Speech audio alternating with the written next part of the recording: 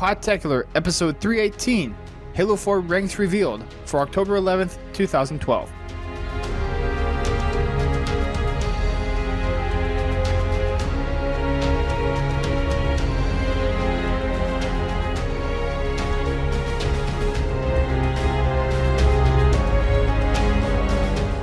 Hello everyone, welcome back to Podtacular, the unofficial Halo Universe podcast. I'm your host, Dust Storm.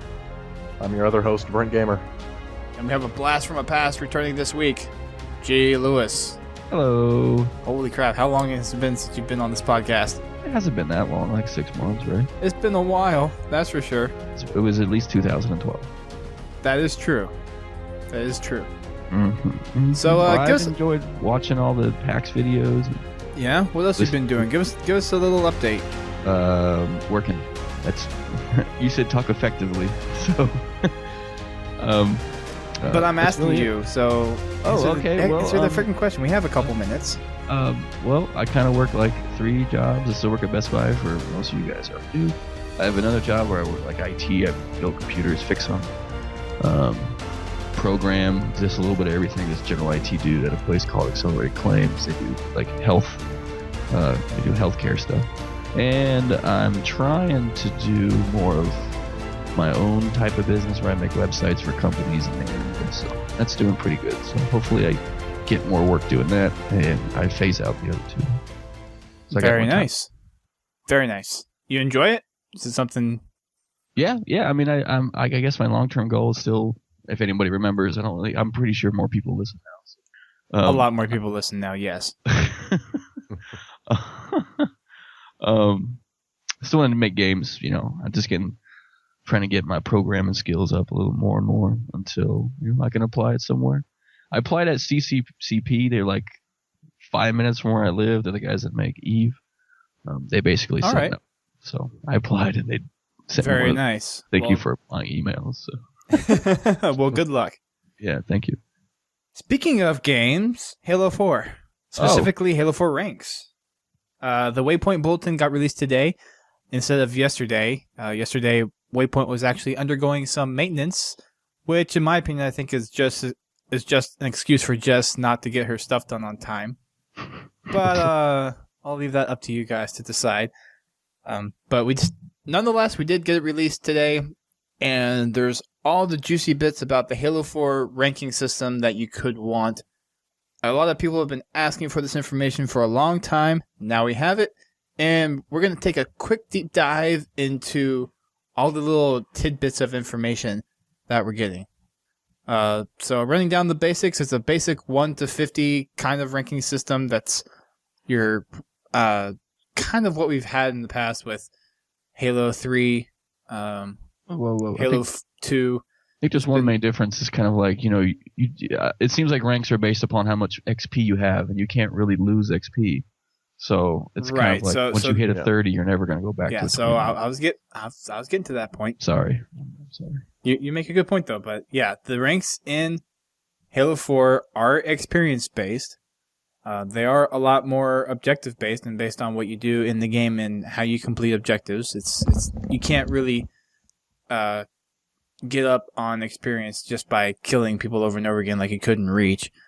Unfortunately, I don't think a lot of people, at least on the competitive side, are necessarily going to be too happy. I think they'll be okay with it, but there's no real evidence of a ranking system for Halo 4 that's based purely off of skill. They did say, however, that you will increase in your rank faster if you have higher skill, but there's nothing really representative of skill in the Halo 4 ranking system. It's just like Reach in that it's a baseline that's set on experience that you get.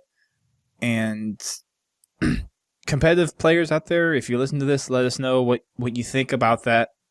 I know you guys were really asking for a skill-based ranking system, and the fact that we're not getting one, how does that make you feel? So, write us in, submissions at podtacular.com. Let us know. We'll talk about it on our next show when we have time to. What are you guys' thoughts? Do you think that Halo 4 needed some kind of skill-based ranking system, or do you think this XP-based ranking system is going to suffice from here on out? What are your guys' thoughts on that? I'll go first. I mean, I wouldn't say specifically to me it suffices. Maybe for what 343's vision is of the game, it might suffice. I'm one of those guys that like to, play competitively or whatnot. So I personally would have liked to seen some kind of system where it makes sense.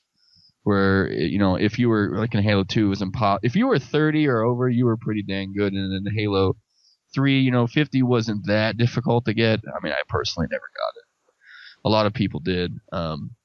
And you kind of knew if you were like a 45 to 50, that meant you were pretty good. And it seems like, with Reach, you couldn't really tell. I mean, I've got a cool armor. That just means I played a lot of games. I could see for like the first month where it might make a difference, or at least until January. But after that, it's not really going to make a difference for what your rank is, because if you play a lot, you're going to get there. So personally, I'm guessing they didn't announce everything because the game's not out. But if this is the only kind of level or rank or XP you're going to get, I'm disappointed. But I'm not playing it, so you may not even need to know what our ranks are. Maybe like Halo 2, where we just play a lot of custom games again. Well, I think a big thing to point out, at least a big difference that I see between the Halo Reach ranking system and the Halo 4 ranking system, is that you get more rewarded for your skill and how you play. And there's also a big focus on playing game types and not just slaying on every possible moment. So the people that are more skilled at Halo are definitely going to rank up faster. And probably for the first 6 months, maybe a year or so, you're definitely going to see a lot of the professional players and the players that are highly skilled at Halo 4 peak out in their Spartan ranks above other people. Now, it doesn't really give a good sense of skill, because you may just be good at, say, big team battle, and if you just play that all day long, you could rank up maybe pretty quickly in there. If Brent doesn't have anything to say, it seems like that like your points, your XP doesn't really justify skill. It's more like kind of justifies your commitment to the game in one way or another. Like, they said skill was a factor, though. They did say skill was a factor in how many points you receive. Well, it's a factor in how quickly you progress. But, ultimately, after, maybe a year, like you said, everybody who had spent any time playing Halo 4, regardless of skill, are probably going to have all of the weapons. They're probably going to be SR50 or above, because they're doing all the specializations. Right. So it's kind of meaningless in a way. To me, they just implemented this system as an excuse to implement their progression system, where they're, handing out weapons and armor abilities and tactical packages and support packages at different levels of your gameplay. So, once you hit, we'll get into it later, but once you're SR3, you get your first armor ability. The choice to choose your armor ability. And then when you're SR7, you get to choose your tactical package. And then when you're SR12, you get to choose your support package, trying to kind of divvy up different unlockables at different points of the game as you keep playing. They just want to keep you playing for as long as they can. Did they say at which Spartan rank you get your COD piece back? you have your COD piece. That's 47. It's not SR69? SR36. Sorry, yes, I did just do that. That would be appropriate. That was kind of inappropriate, but sorry. Let's go ahead and kind of get into the thick of the bulletin now. We've kind of danced around a few topics, but let's go deep. Let's go deep. Let's go down from top to bottom here. Going down, Captain. So they call it a progression system. Initially, not a ranking system where you progress based on XP. So that kind of it goes into details on, or it gives light into why they're not doing skill-based. Is they're looking at how you progress through the game, not how good you are at the game, which is kind of what I think Bungie did with Halo Reach, because I didn't want to necessarily discourage anybody from playing it, because there's definitely been some arguments I've heard on other podcasts saying that if you see someone higher than you and if you can't quite get to the rank that you want to get to, you get discouraged and you stop playing. And that was an issue for some people in Halo 3, where with Halo Reach, it's just the more you played, the higher rank you got. And you could go as slow as possible. Maybe if you weren't that good in the game, you'd still go up gradually. Or if you were really good at the game, you would just go up really quickly. Well, for me in Halo 2, it was an excuse to play even better. I mean, once you get to your highest rank, and you start noticing that the matches are getting hard, that gives you an incentive to try hard, to try your best to win each match, because you know that each match is going to edge you even closer to the next rank. Yep. And that rank had a meaning, I mean, like Greg said earlier, 30 and up's kind of where you get into the top tier of Halo players, and then once you get into the 40s and things, that's when stuff got real, I mean, stuff just got real, son. It just got real. But it gave you incentive. It gave you bragging rights. I mean, nowadays, like in Halo Reach, that little emblem next to your name basically means nothing. It just means that you played Halo Reach for a really, really long time. Right. Especially if you're one of those that are an inheritor. Yeah. I mean, and that's not necessarily saying that you're unskilled if you're a high rank, because if you played that long, then there's a good chance that you like Halo and you might be pretty good at it. And, I mean, you might have ranked up fast because you're winning matches, getting kills, stuff like that. It seems like that if they just implemented two things, and I don't know how easy it is, if they kind of just implemented a way so that there was some kind of skill-based rank, and then if they added some kind of way of adding a clan system, that everybody would just shut up. So I don't know how hard it is, but it seems like if they just added those two things into the game, it would make a lot of people, just stop complaining. Probably, I don't even know if they care. People are complaining. I mean, I know they got to save something for Halo 5. Clan systems in Halo 5. I hope they do. Well, that would be awesome. Aside from all the excuses that they've had in the past where Microsoft doesn't allow clan-like systems in Microsoft, games. Can I just interrupt real fast? Yeah. Halo is Microsoft's cash cow. I know. They would allow them to do anything. If they wanted to have some system where you were able to bet on matches and it were legal in certain countries, they would let them do it. Because Halo is the moneymaker for Microsoft. Money. Just saying. I don't get the excuse that. I mean, it's 343i. They're Microsoft's favorite developer because they're going to make a ton of money off of them. They have probably the most amount of freedom that any developer has underneath Microsoft. I guess you would think. I mean, we don't work there, so. Well, I mean, I don't work there, but I'm assuming, it's their biggest franchise. When you think Xbox, you think Halo. I mean, basically, it's Microsoft's Mario. Yeah. I mean, True. That's 100% correct. I mean, I remember, I guess because we all had it, I mean, they're not going to take theater away. They're not going to take Forge away. Because back in Halo 2, I remember when clans went away in Halo 2, it was before the game was done, before Halo 3 came out. And it was just we kind of just stopped playing as much as we used to. And I don't really know why. I mean, I'm not going to say it was because of that one thing that happened, but I mean, Brent probably remembers Pro B, we'd play friggin' every day. Oh yeah, sometimes we'd get match made against Pro A. It was funny because we weren't even trying to. We'd just go into big team battle or something and end up playing against Pro A, because we'd always go in huge teams, and because you were in a clan, even if they weren't on your friends list, you knew that they were someone you could play with, so you could just jump into a match with them, and they didn't have to be on your friends list, but they were in your clan, so that was great. And you had a big team because of that, and you could go into big team battle with a full team of 8. I mean, nowadays we can only really do that during Monday night matchmaking.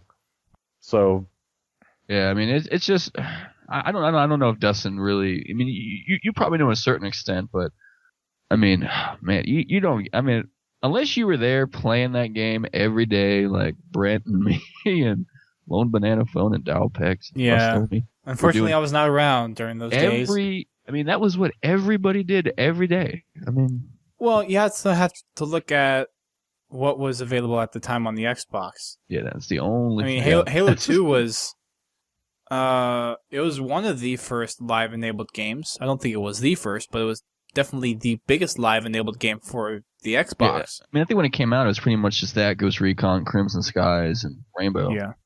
Well, Call of Duty 4 hadn't come out yet either. It didn't have any major competition because now you've got like Battlefield and Call of Duty, and I mean, I guess you could even say Gears of War.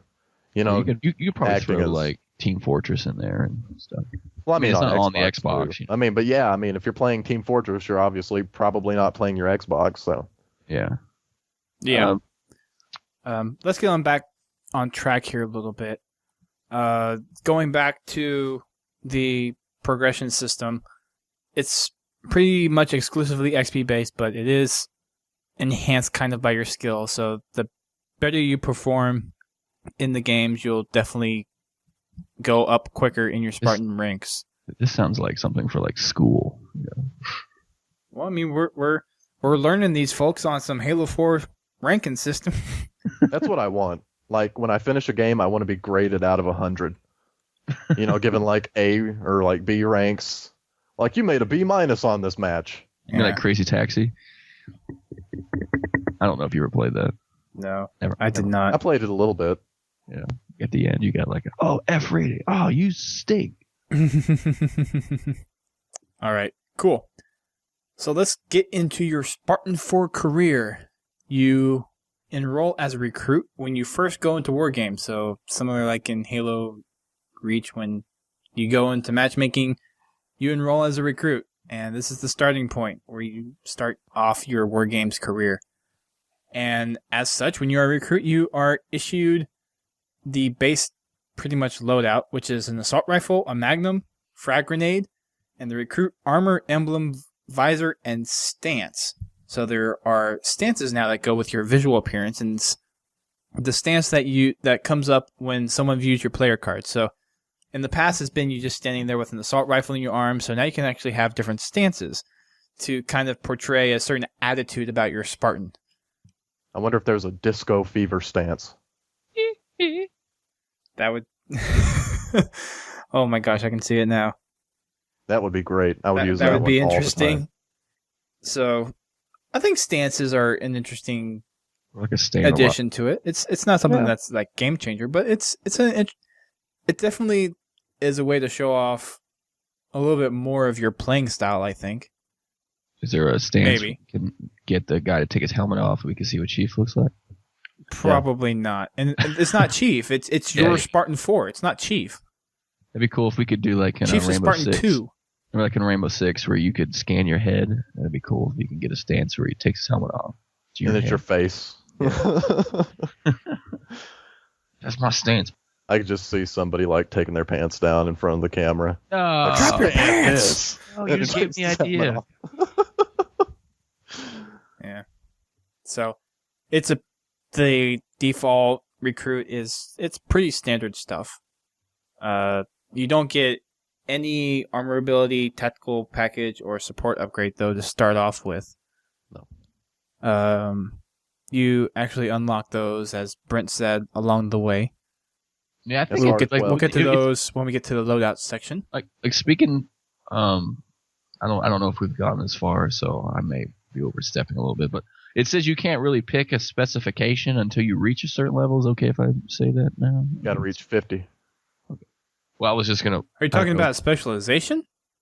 Yeah, I mean it says that in here. That Yeah. You have to get to Spartan rank 50 before you can enroll in the specialization. And then does that like? I wonder if that would. Could you only have one? That's it, right? Have you not been listening to the show? I mean, I didn't know Have if you there was not like been a reading your potential. Halo 4 information? I didn't know if there was like a potential where you could get more than one. No, there's Like not. you just pick one and that's it. Rest of your life. You know, people expect us to be knowledgeable on the podcast, and you're failing that role right now. It's over. Podcast is over. We're just shutting off right now. It's all right. I'll give Game him over, man. some grace. He hasn't been No. around in a while. He's I'm a a little guest rusty. host. He's To a be little fair, rusty. I don't listen to the show either. Yeah, but at least you know what you're talking about. You can choose one at a time.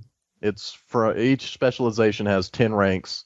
Once Right. you get to the 10th rank, you get I think it's a support mod, And Well, it's throughout the specialization that you're in. You unlock certain things at each rank in that specialization. yeah, but I thought that like the mod came at the very last, so you got to hit like rank 10 Probably. in your specialization to get it.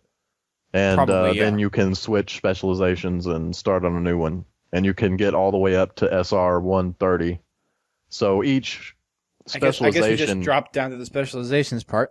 But okay, yeah, keep going. I'm keep just going. explaining now. I mean, if we're going to be talking about it. Yeah. We'll hop So you around could- as we need to. So ultimately, the highest rank you can get is SR 130, assuming you hit rank 50, did all of the specializations up to their 10th rank, then you're done. Good for you. But it says there might be a reward or two waiting for those who hit SR 130. So maybe like a prestige mode, a la Call of Duty. I would assume that it would take quite a bit of time to get to SR 130.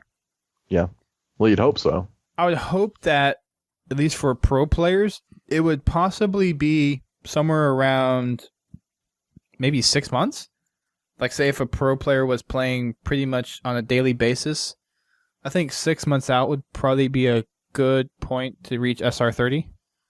And I'm wondering that once you hit level 50, are the ranks from 1 to 10 on each specialization, are they the same number of experience, or does it take more experience to go from one level to the next?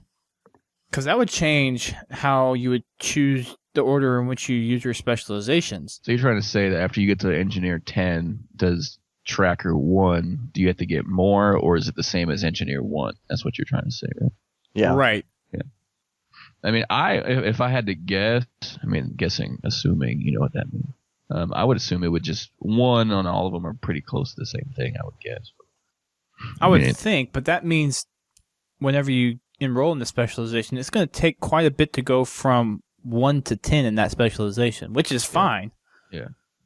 I'm just wondering how they plan on doing that, whether it's going 1 to 10 in each specialization is going to be the same, or if it's going to be increased as you go up the total ranking system. Yeah. So is it going to be harder to get from Exponential, that was the word I was looking for.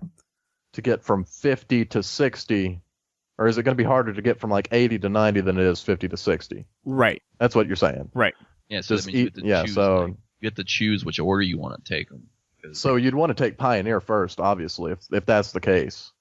Because Pioneer has the mod that gives you extra experience as you play. It increases the rate of your experience gain. So, like, Right. I don't know how it works, but, like, say if you got, like, 10 experience for a kill, they might give you, like, 12 or 13 or something. I don't know what the numbers are, but Mm-hmm. you'd want to choose that one first, obviously. Correct. Drop of knowledge. Yeah, so Yeah, what Pioneer would according- be, and actually so there's actually a slight caveat to that as well, because you only have Pioneer unlockable day 1 if you get the limited edition of Halo better- 4. Better The only pony 2 up that are extra available, money. yeah, well, you can't buy anymore now. They're pretty much sold out everywhere. Yeah. I got mine. So the only 2 that are available at launch are Wet Work and Operator. So, I mean, you only have the 2 choices. The Operator is it's the driving one. Vehicle enhancement. Whenever you're driving, yeah. So it's reduced effect on EMPs, and it doesn't take.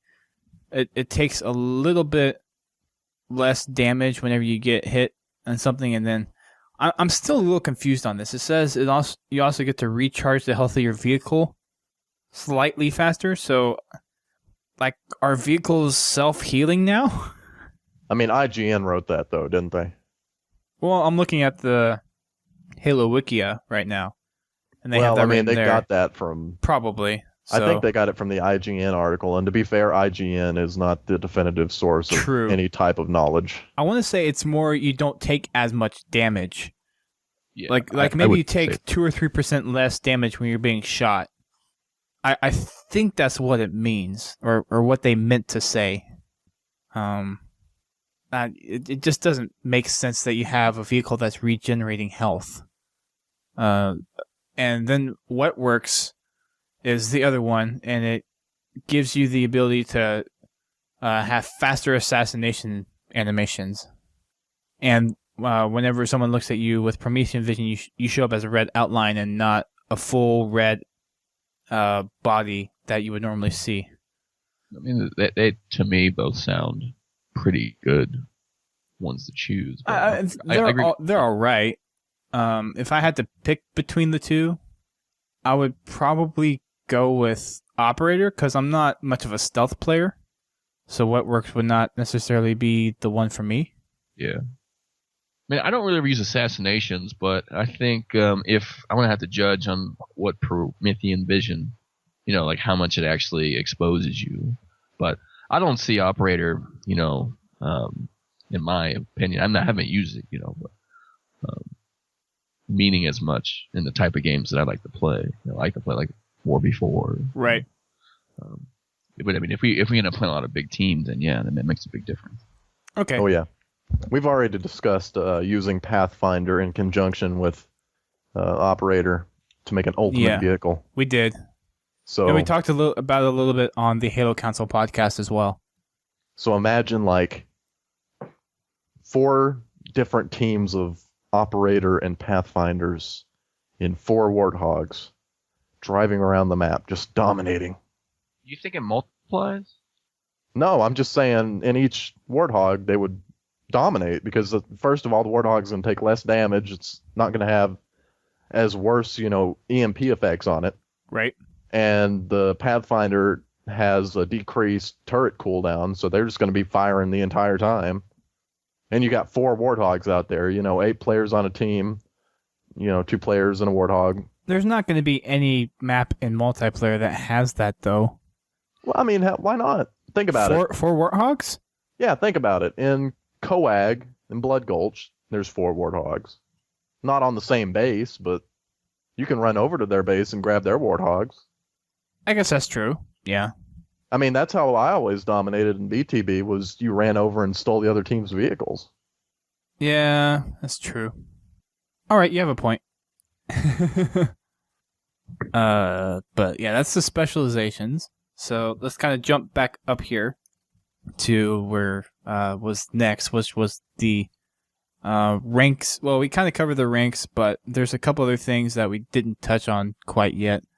The base rank is it's like we said before, 1 to 50, with the specializations being 10 ranks each, with a total of 130 that you can possibly get. Right now. Right. And you get Spartan points whenever you rank up, and those are things that you can use to spend on customizing your Spartan, which can be helmets, stances, emblems, weapons, all that stuff. Earrings. I don't know, do Spartans wear earrings? I don't know. Can army people? I would assume army people can. So. Well, women can't. They can only just have one piercing, though. Oh.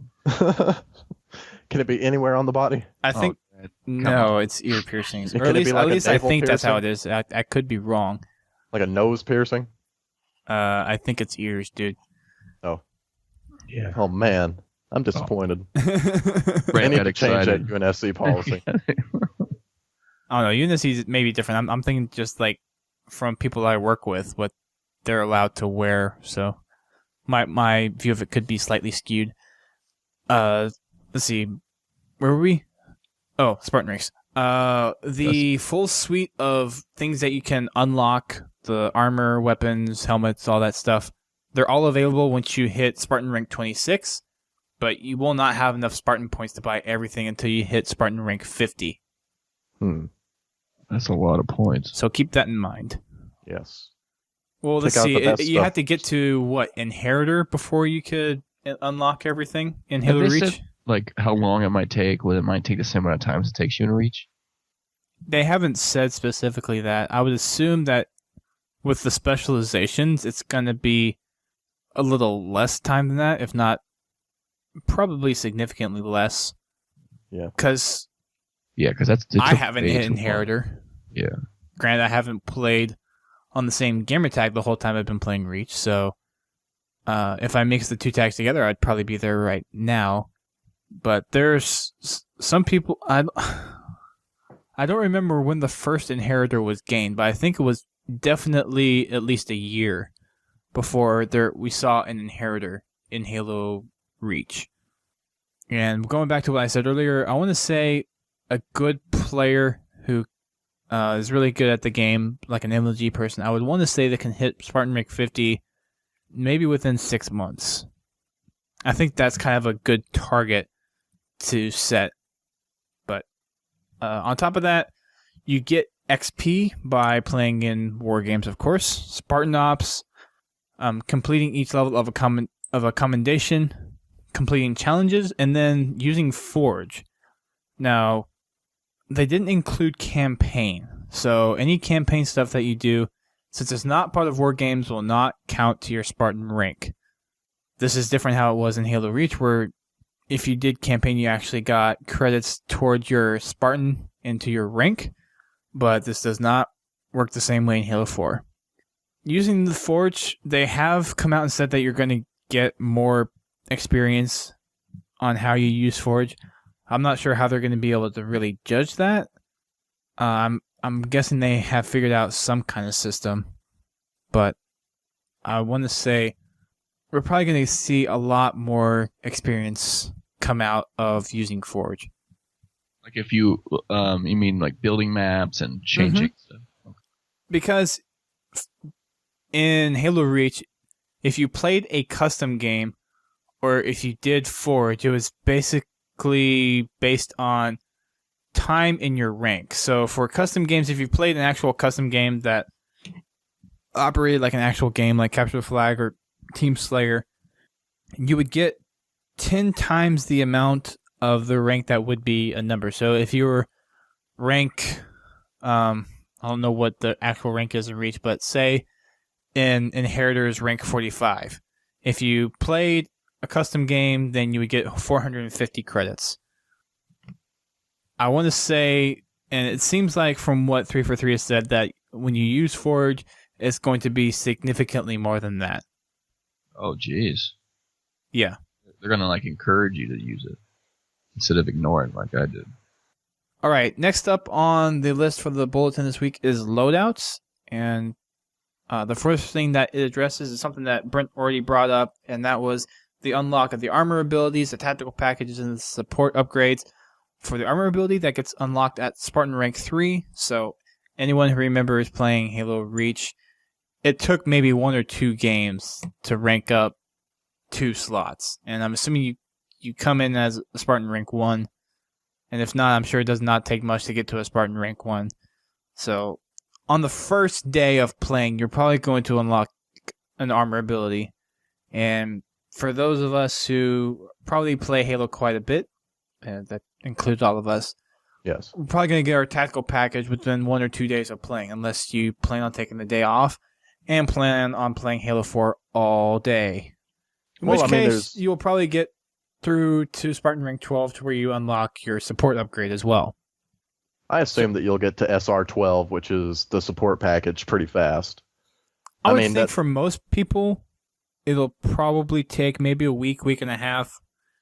I'm saying maybe a day for like hardcore Halo players. For I don't know. People, yes. I'm talking about like taking an average of the whole audience that's going to play Halo 4. I want to say maybe about a week. But I'm saying the amount of experience you get during a match is the same across levels. It's not like the amount of experience you're getting, continues to grow exponentially as you gain level. Well, no. So, I mean, the first batch of levels, each different rank. No, each different rank has more XP that you have to get to the next one. Yeah, but that's what I'm saying. So, yeah. I mean, you're still going to get, 10 XP a kill, Oh, yes. So, I mean, the first batch of levels up to, level 20 is going to go extremely fast, and then as you continue to level up, it's going to take longer and longer and longer, just like it did in Reach. Just like it did in Reach, except it's probably going to be a bit faster than it was in Reach. So, I mean, we don't even know how fast you can get to SR12, right? To be honest. You might be able to get know, it today. But I don't know. If they were smart about it, they don't want people to just instantly get there. Yeah. I think if you're good and you're a hardcore Halo fan, you plan on playing all day on November 6th, then yes, it's very likely you will get to Spartan Rank 12 day 1. But for people that just kind of play this on like maybe for 2 or 3 hours after work or so. I think it might take them maybe a week and a half to get to Spartan Rank 12. That'd be my guess. I'm just saying having a support package would give you a distinct advantage against anybody who doesn't have one. I mean, you just have an advantage because you have something available to you that other people don't have if they aren't SR12. And I think that's one of the reasons why they had the unlock so low. So it's not out of place for too long. I'm just saying I don't think 343 wants somebody to like go in and they haven't been playing Halo 4 for a whole long time. You know, I mean, they bought the game day one, but maybe they only play like 3 or 4 hours a day, if that. Right. I mean, the people that are SR12 who have been playing, you know, for 48 hours straight and are on the verge of death, you know, I mean, those people are going to have a very big advantage over the people who don't have the tactical package and the support package. And they're just going to, I mean, I don't know if they're going to dominate the people who don't have those things, but assuming that the reason they're playing for so long is because they love Halo, they already have an advantage because they're probably more skillful. Fair point. And second, they have these things available to them, so they're just going to dominate these casual players. And to me, I think 343 wants to hold on to those casual players. Mm-hmm. And if you just get dominated in the first week, you know, and you lose match after match after match because somebody has, you know, 2 different gameplay elements available to them that you don't have, you're going to leave. And that doesn't seem like 343 wants that. So they're going to give you the tactical package and the support package as fast as they can. And I agree. Yeah. On top of those unlocks, you get the loadout unlocks at rank 6, 14, 26, and 41. So when you first start off, you just have the one loadout because you really don't have any other options. But at Spartan Rank 6, you get another one. At Spartan Rank 14, you get another one. At 26, and then 41. I think with limited edition, you get 5 additional loadouts at start, right? I have no clue, but that sounds kind of not overpowered, but having the ability to, you know, change your loadout based on the scenario you find yourself in, that's a pretty big advantage. Right. Well, I think up to... So, a Spartan Rank 6, you're going to have 2. At that point, you're really not going to have many things unlocked. So having the extra loadouts is just really pointless until you really start getting into things. Well, they've already said that you're going to unlock like the BR and the DMR pretty quick. Right. And I mean, those are 2 different scenarios too. Like there might be a scenario where if I know I'm going to be playing long range, I'm going to pick the DMR over the BR just because it's better at long range. If I know I'm going to be playing close range, maybe I want to switch to the BR. Mm-hmm. Or if you're really, really close range, do the AR. Yeah. Yeah. Moving on to visual customization. You can unlock visual things, so helmets, armor pieces, your different stances. And you can do that by earning a specific rank. You can do that by ranking in a specialization. So we touched on this a little bit earlier, but with specializations, you get the armor set, the helmet, the different mods for your armor that you can get, and those are probably all unlocked at some specific rank within that specialization. You can also get it for mastering a commendation, which means getting the highest possible rank in a commendation. So in Halo Reach, it was you started off with nothing, then you did iron, bronze, silver, gold, onyx. So once you would get to something like onyx, then that's when you would unlock some more armor pieces.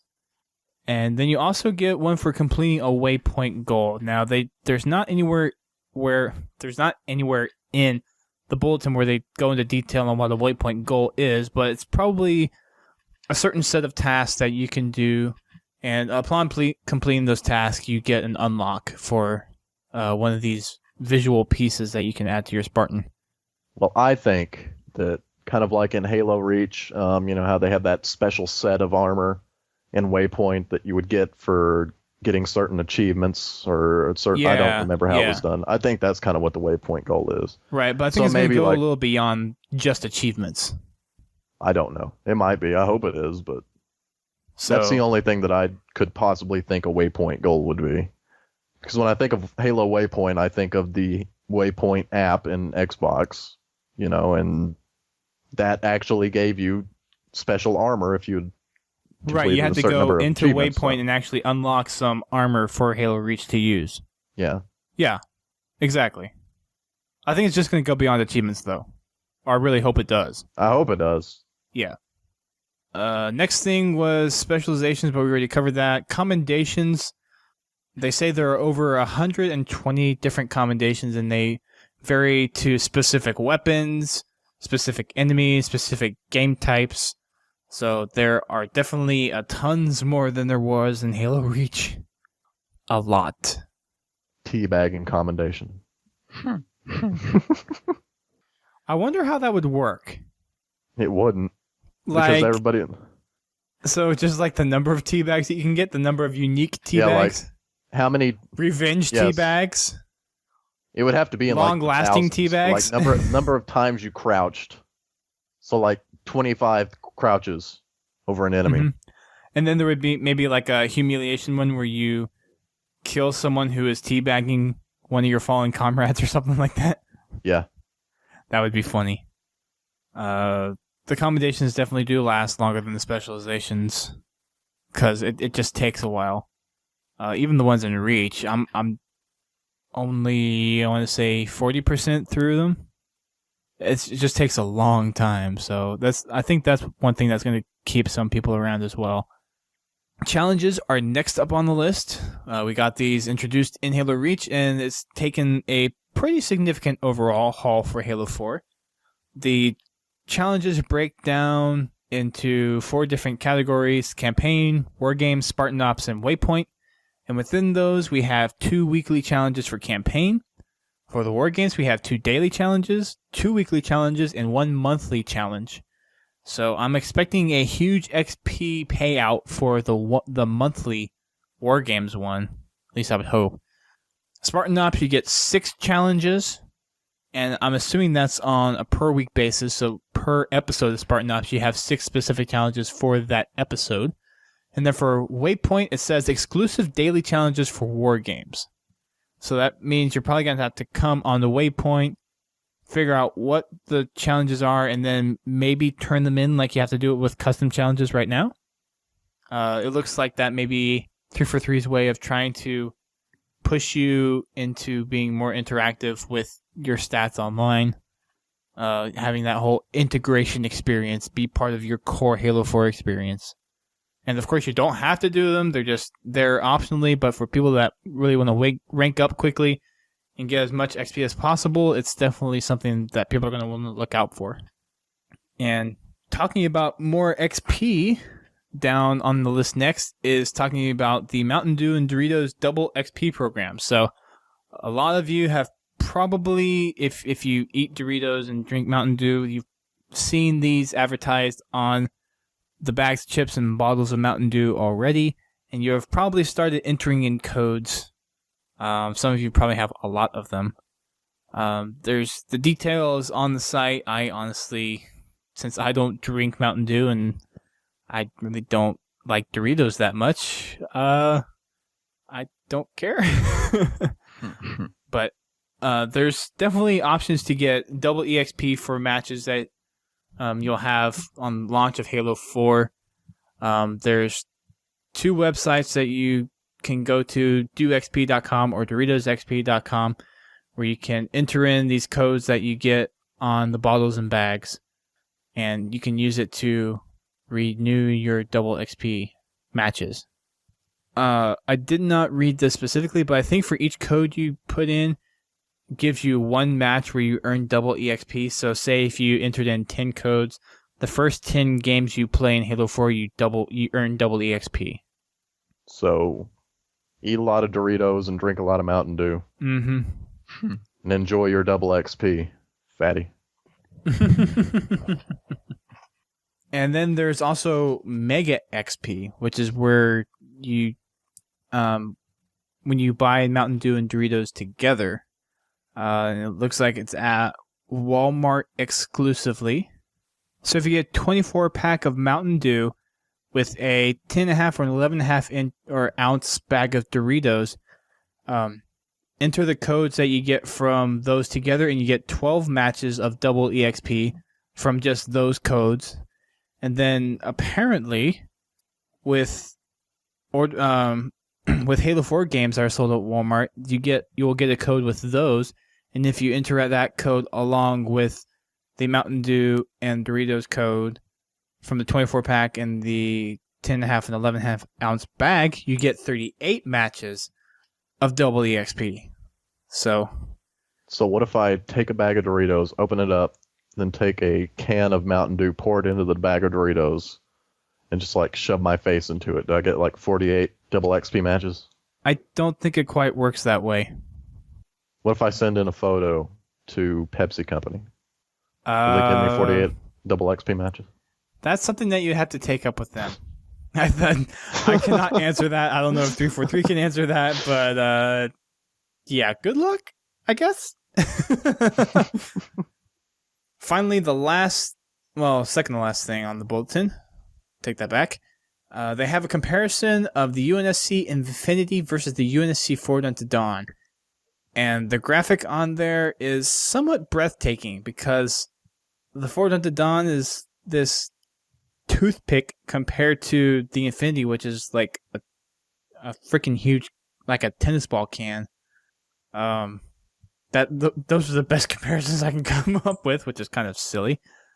But it's big. It's huge. The Infinity is massive. It is large and in charge. It's got 4,800 Archer pod missiles on it. Is that right? Basically, it has a lot of stuff on it. Ready to blow 24 by 350 M42 Archer pods. So it has 350 pods and then 24 missiles per pod. That's the secondary armament. Primary armament is 4 MAC cannons.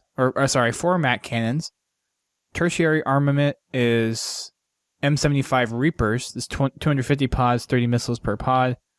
Quaternary armament is the M96 Howler. I don't know what the Howler is. Anyways, that's 500 pods, 20 missiles per pod. And then the quinary armament is M976 Fortress 70mm PDN guns, and there's 830 of those on the ship.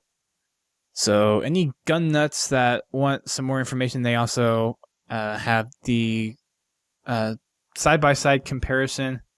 To put it in perspective, the length of the UNSC Infinity is about 5,700 meters or 5.7 kilometers. And then the Forward Unto Dawn is a measly 500 meters.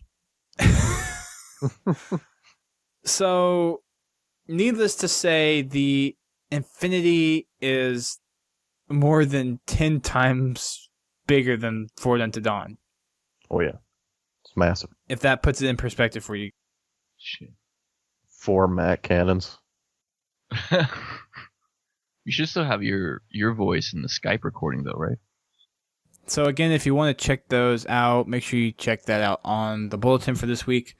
Last thing on the list, and I mean this time as last, is some more information on delivery methods for Forward Unto Dawn. So it is going to be available on Blu-ray and DVD.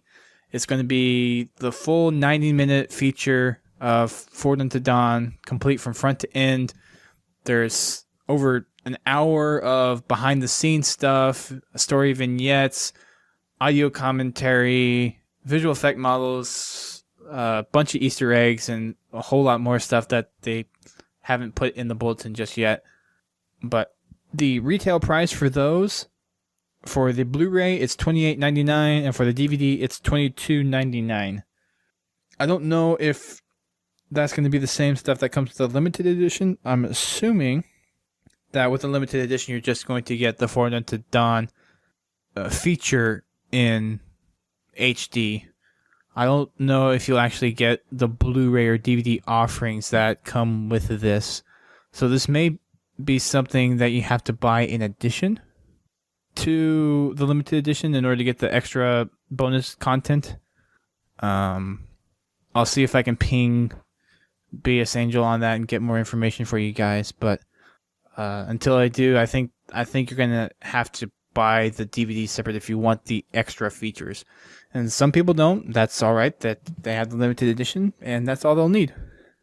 But overall, that kind of gives you a little more information into your Spartan 4 for Halo 4 and War Games and being on Infinity and everything. So if you have any questions about any of this stuff, make sure you let us know, ask us. We will definitely comment and answer any and all questions that we possibly can. Anything from you, Greg, or Brent, before we wrap this show up? Yes. Good to be back. Thanks for inviting me. Yes, we missed you, Greg. I'm sure everybody. We did. We missed you. People Halo have been 4. asking about you, so Yeah, they want you back. They're like, "Where's Greg?" Well, I will try if you'll have me. Oh yeah, more than you happy come on to. whenever. More than happy to.